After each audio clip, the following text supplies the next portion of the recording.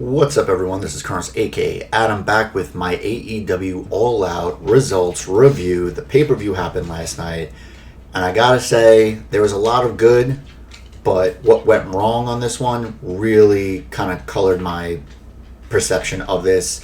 I do think this one was probably their worst pay-per-view to date. That's not saying that it was bad. You know, they've yet to come out with like a stinker, but obviously eventually one has to be bad.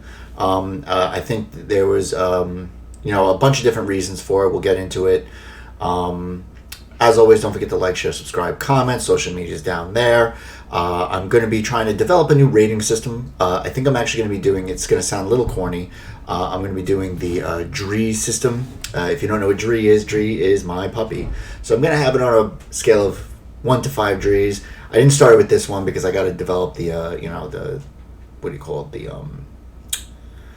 graphics for it or whatever, as much as graphics I make. But yeah, so we're going to get right into it. So we're going to talk about the buy-in. My predictions were actually pretty decent overall. So let's see here. Okay, so there was a match that got put in during the after my prediction, so I obviously didn't make any predictions toward it. I predicted it on Twitter, but I didn't give any confidence points to it because I just didn't want to upset the balance of everything. So we'll just talk about the buy-in real quick. We found out that Christopher Daniels and Kaz were both going to be in the Casino Battle Royale, which kind of limited the amount of surprise participants. I really didn't know how many more. I think only 2 that I thought that I didn't know based off of after all this. A bunch of them got their own quick little promos about how they're going to win. We got a promo by Mox. I actually enjoy the fact that, and I don't know if this is intentional, but they had him do one from the card that he stole from Jericho when Jericho tried to get him to join the Inner Circle. So I don't know if that's just, for whatever reason, or if, they're actually thinking about that kind of stuff. So we get Janella versus Sir Pentago. Typical standard match. Janella, I always enjoy when Janella wears his pants and not the trunks. I think he looks a little weird with the trunks. Sir Pentago has Luther. That they have their group called Chaos Project. Okay. Obviously, Kiss was out with Janella. Eventually, we get a Death Valley Driver super kick, a Blue Thunder Bomb on Sir Pentago, only a 2 count. Sir Pentago hits a super kick and then a spike DDT for a 2 count. We get an Avalanche Fisherman suplex by Janella for a 2 count. Luther with the trip.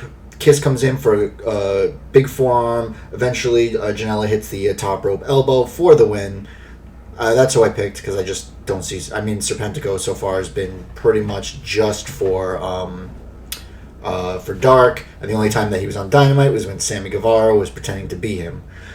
So we get then the Dark Order of Silver and Reynolds versus Private Party. This was actually a really good match. Dark Order, both Silver and Reynolds, I just think are really, really good. I mean, there was just one string of offense that was just like a stunner, into the German suplex, then this like a spinning Blue Thunder Bomb. It was pretty ridiculous. And then there was like a V-trigger sliding drop kick on Quinn, spinning, that's when he hit the spinning Blue Thunder Bomb for the 2 count. They do another, that amazing offense I was just talking about. They only got a 2 count there. Eventually, Private Party gets the gin and juice on Silver for the win. Makes sense. And then I actually forgot to separate this by the main card. So then we get the main card. Also for confidence points on that, I had Private Party winning. I had Kayfabe. I wanted the Dark Order to win just because I really enjoy them, but I knew that they weren't. And 6 confidence points on that. So then we go to the Tooth and Nail match, which was like basically your almost a cinematic match. It was at Britt Baker's dentist's office, but it was obviously just looked like just a different part of Daly's place. So Swole comes in with the ref. Obviously, Reba is dressed as the receptionist. Gives her the clipboard for her to fill out, and she's like, "You ain't fooling me." And then Reba's like, "Britt, she's here!" And then gets hit in the head with the clipboard, which I thought was hysterical.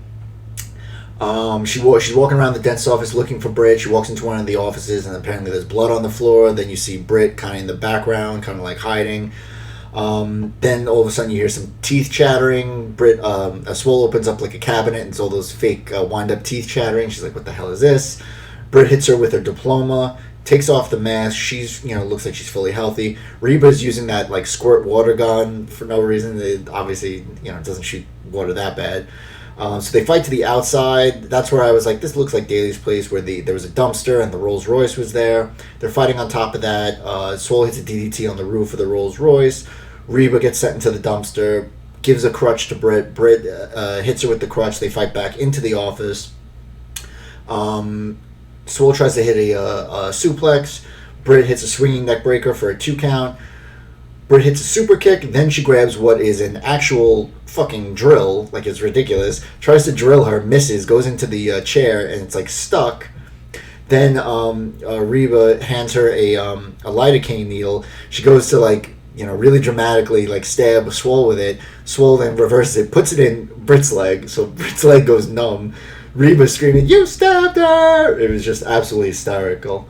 So then she grabs another diploma, gives it to Reba. Reba's holding it, and then she does the dirty dancing spinning forearm through it, smashes it through Reba's face, knocks her out. Although Reba came in with the banana on her head because she was in the dumpster. It was really funny.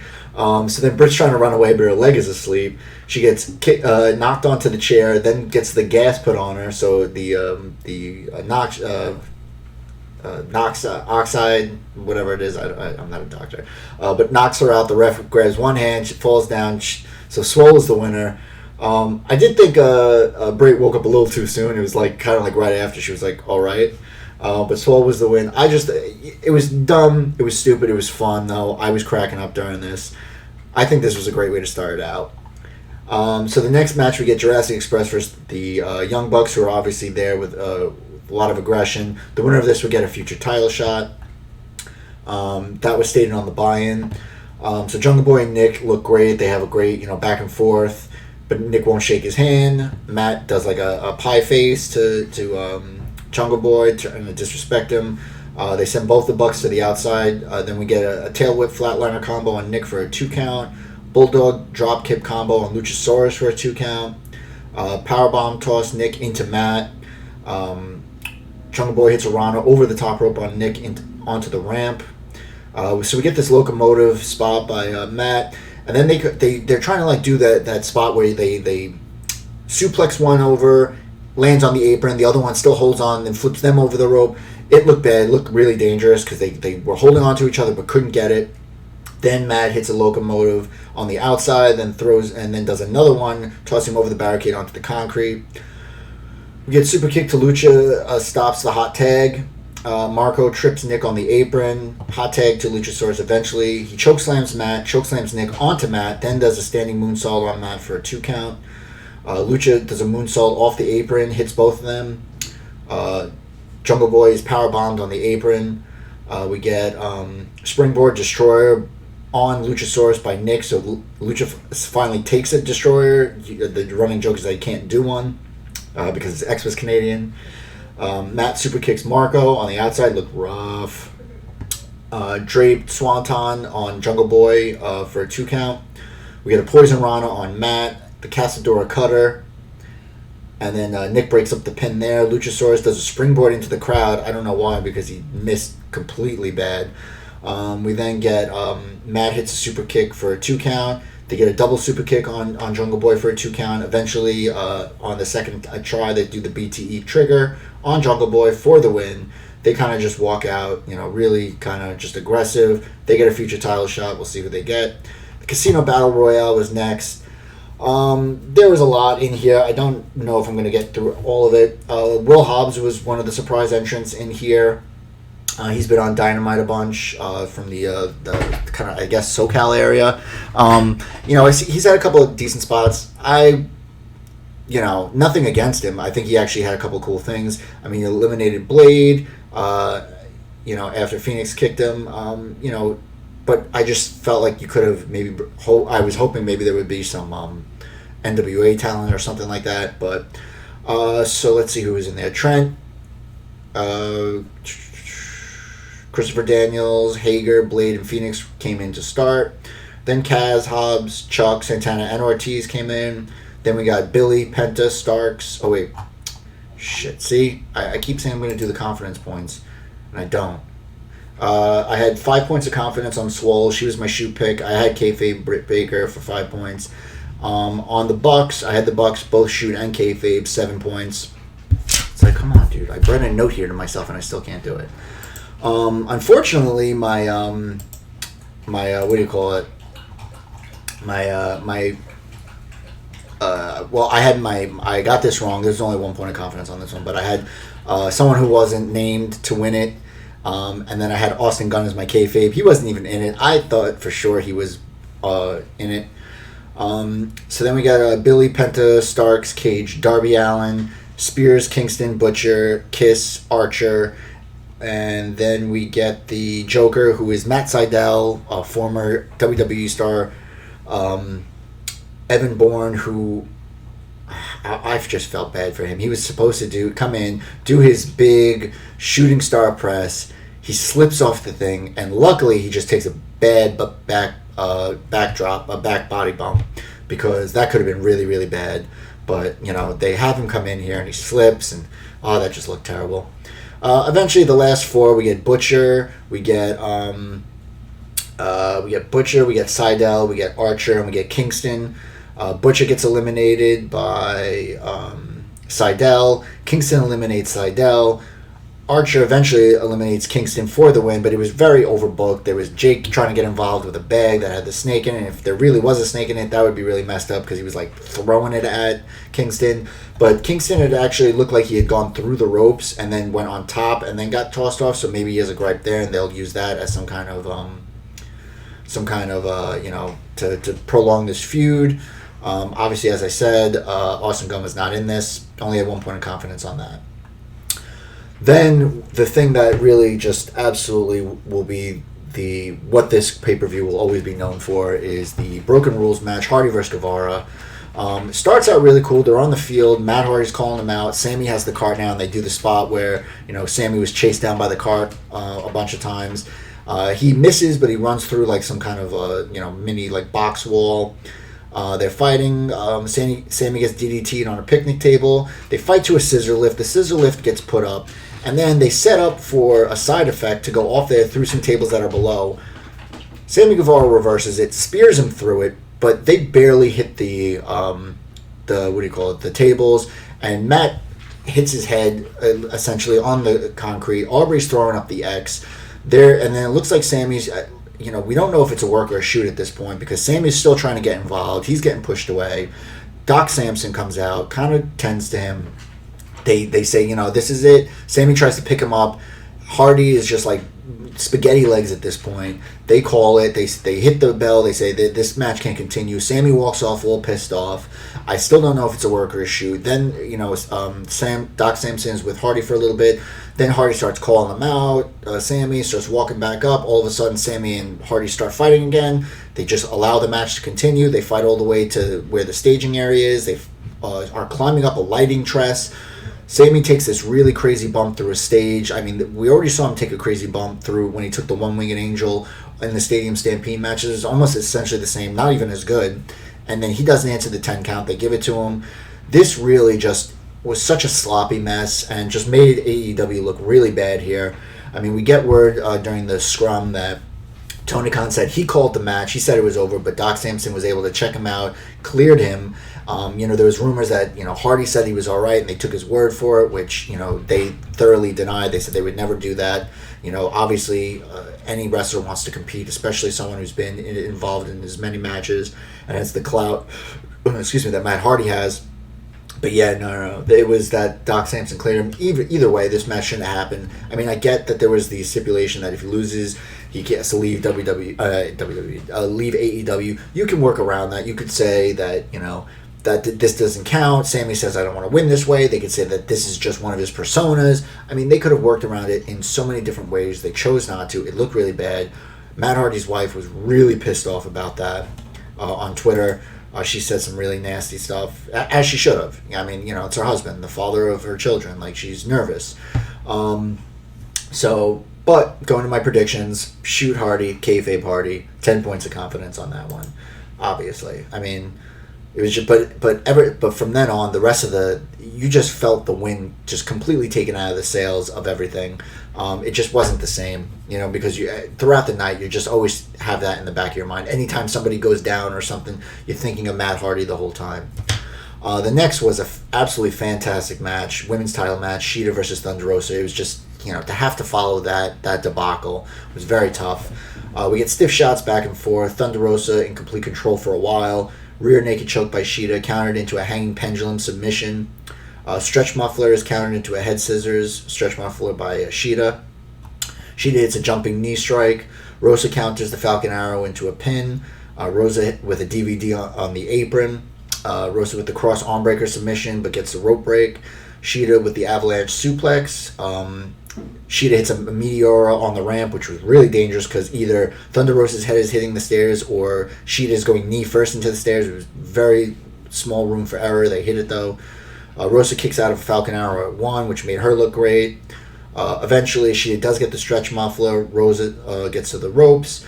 But then eventually, Shida hits the running knee strike on Thunder Rosa for the win.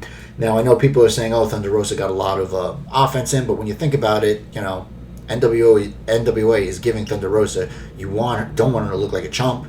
So, and she's losing, so you might as well allow her to get some offense in, showcase her, allow people to get an idea of what NWA is, and then maybe this can lead to a talent exchange. Who knows?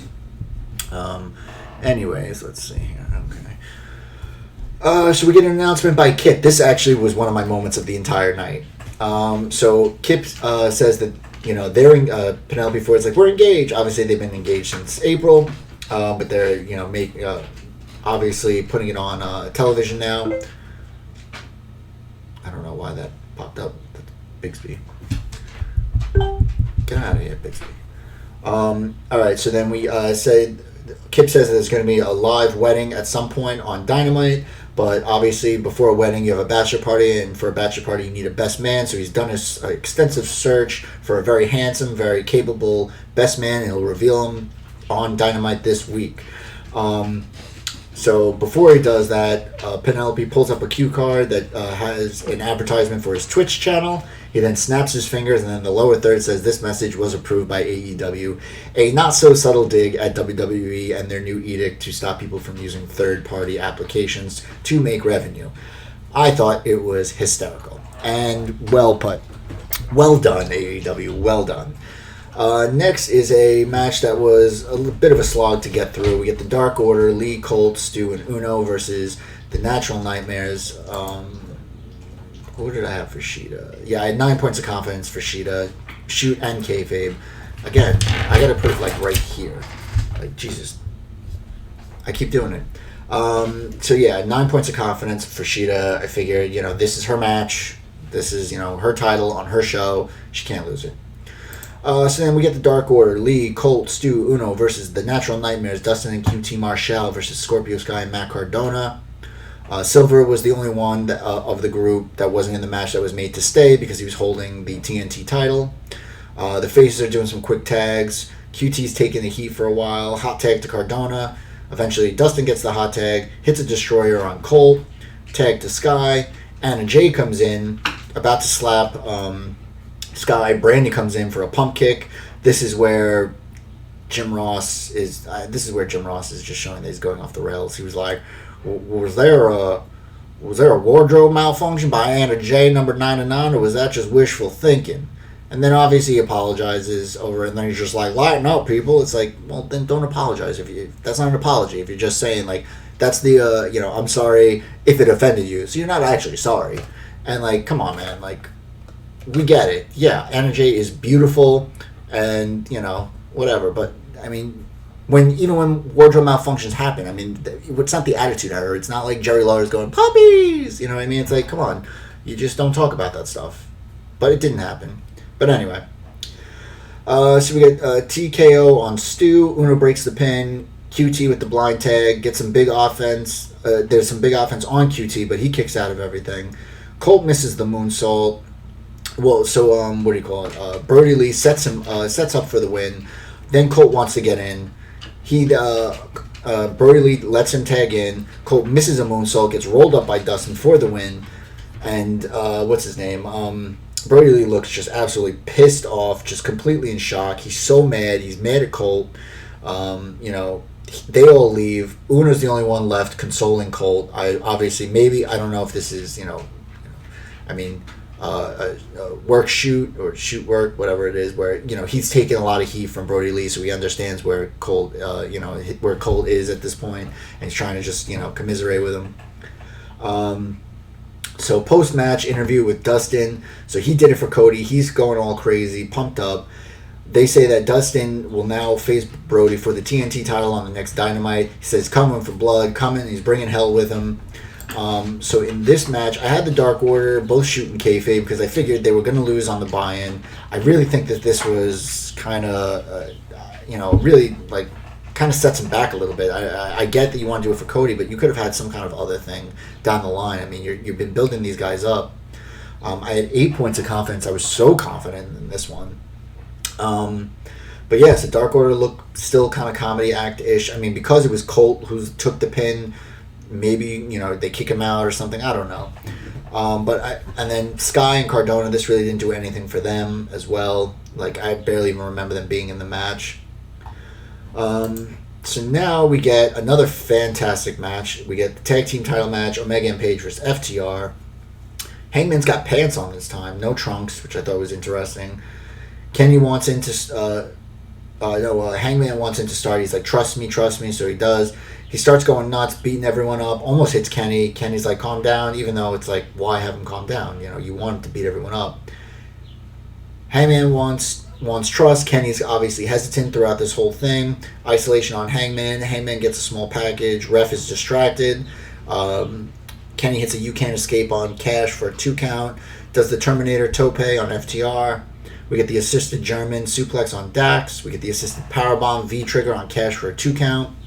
Superplex splash combo on Kenny for a 2 count. Dax brainbuster on Kenny. And then a tornado DDT on Hangman, a poison Rana, and a Tiger Driver 98 by Kenny on Cash for a 2 count. Kenny hits a V trigger on Cash, misses the V trigger, then does a double dragon screw. Reverse figure 4 on Kenny, where they've been attacking his legs this whole time. He gets to the ropes. Kenny's leg wrapped around the post. Eventually he hits some snapdragons. Dax is sent into Hangman. Hangman gets the hot tag. We get a senton from the top to the outside from Hangman. He connects on both of them. Double diving headbutts broken up by Kenny. We get an electric chair bulldog on Hangman for a 2 count. Moonsault suplex by Hangman on Cash for a 2 count. This was just, so he's got like kind of him in the, where he does the fall away slam, and he does the moonsault with him there. That is just crazy.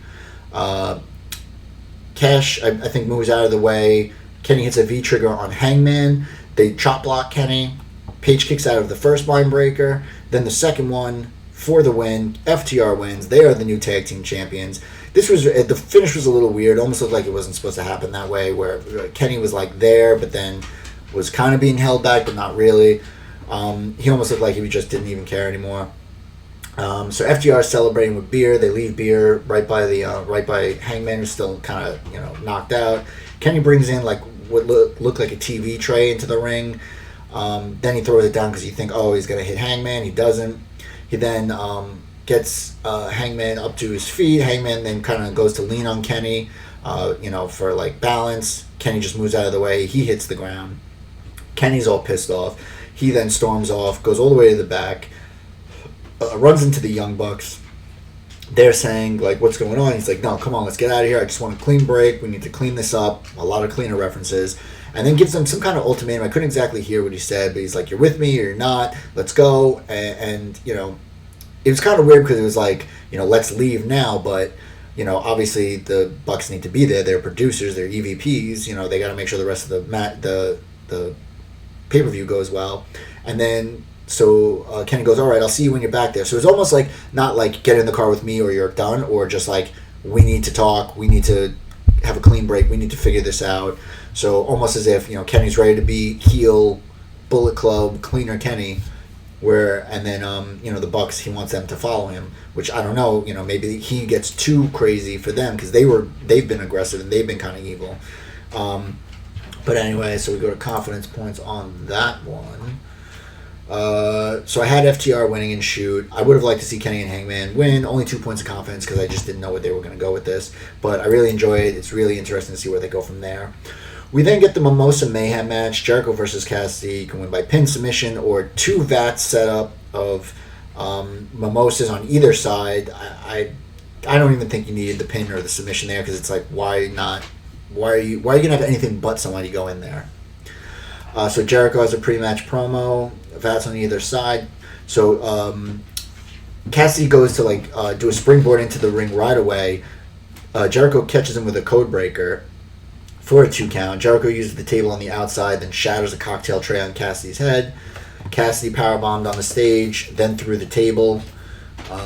Jericho grabs the bat, catches a super kick. Cassidy is teetering on the edge, almost falls in. Hits a Michinoku driver back in the ring on Jericho for a 2 count. Hits a Stun Dog Millionaire. We then get the Walls of Jericho. Cassidy is able to get all the way to the vat and then scoop up some water in what was essentially kind of like a vase or something. Throws it in Jericho's face. Hits his orange punch, which is the Superman punch. Jericho thrown off the top, but only 1 foot in there. So basically you have to be completely submerged because both Jericho got his foot in, Cassidy got his head in a little bit, but you have to be completely submerged. We get a Frankensteiner by Cassidy, Tornado DDT on Jericho for a 2 count. Cassidy from the top caught in a Cobra for a 2 count. We then get eventually Jericho is up on the top turnbuckle, catches 1 punch, is kind of teetering, and then Cassidy takes off the elbow pad, hits another Superman punch. It sends Jericho flying into the vat for the win. It was a little weird because Cassidy was kind of, I would have liked to see Jericho a little more flipping out. No inner circle though. Also, I guess maybe they were selling everything from from their matches, which was interesting. The inner circle had a very bad night as well. When you think about it, Jericho lost, Hager, Santana, and Ortiz didn't win, and then Sammy lost. So they also, like the Dark Order, had a very not so great night. So in this one, I had Mimosa Mayhem. So I did have Jericho winning this. I thought they were going to keep him strong, but kayfabe, I did have Cassidy winning, so there's that. I had 4 points of confidence on it, but obviously none. We then get Moxley versus MJF here, so let's see. Just want to make sure I got that. And that. And here, just so I remember. Okay. So this one, it's a pretty even match to start. Obviously, MJF is trying to do a lot of map-based stuff. With Mox not being able to use the paradigm shift, he thought he had the advantage. We have suicide dive by Mox to the outside. MJF attempts a crossroads, then a rear naked choke. MJF tries to pin him. In the rear naked choke by Mox. Mox dropped arm first on the apron, so that was the rest of the match was he was selling his arm. With the arm wrench sends Mox into the corner for a 2 count. MJF sent into the post, busted open, bad, just gushing blood. We get an X-Plex by Mox for a 2 count. Mox can't do the Gotch pile driver because of his arm. Mox with a black hole slam on the outside.